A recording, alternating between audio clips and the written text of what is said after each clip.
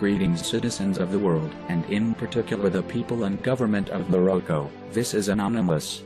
It has come to our attention that 2 Moroccan teenagers were arrested in the northeastern Moroccan town of Nador on the 3rd of October for violating public decency after posting a photo of themselves exchanging a kiss outside their school on Facebook.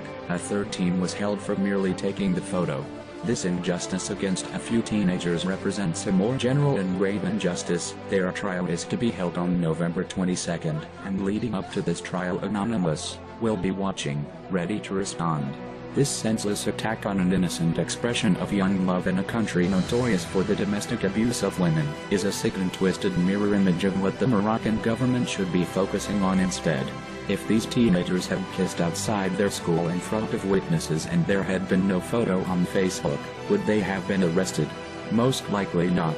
This is yet another example of a government taking something that wouldn't normally have been a major issue, but by removing it from the usual framework it would be viewed within simply because of the online aspect, it is made into a problem. People all over the world are being hurt for doing or saying things online that would not have caused anyone genuine offense or harm in real life. This needs to cease. We intend to humiliate the Moroccan government the way that these youths have been humiliated. We intend to expose the Moroccan government the way they have exposed the private lives of these young teenagers. No matter what the eventual outcome of this case, these young people will bear some burden from it, probably for the rest of their lives. Our actions represent merely an opening volley, a warning.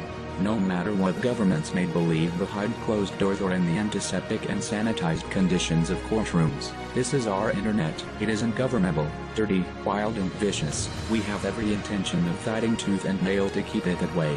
Censorship, invasions of privacy, and bullying of citizens by their own governments will not be tolerated, and will always be met with resistance.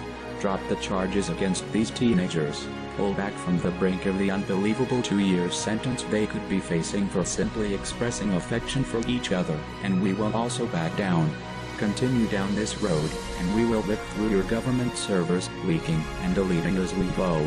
None of your systems will be safe. There are no conciliatory words here, merely the focus of the true internet hate machine, that you are only ever a series of keystrokes away from. For using teenagers as pawns in a war on freedom of expression online, for risking the permanent damage of their young lives, you should have expected us. We are anonymous. We do not forgive. We do not forget. Expect us.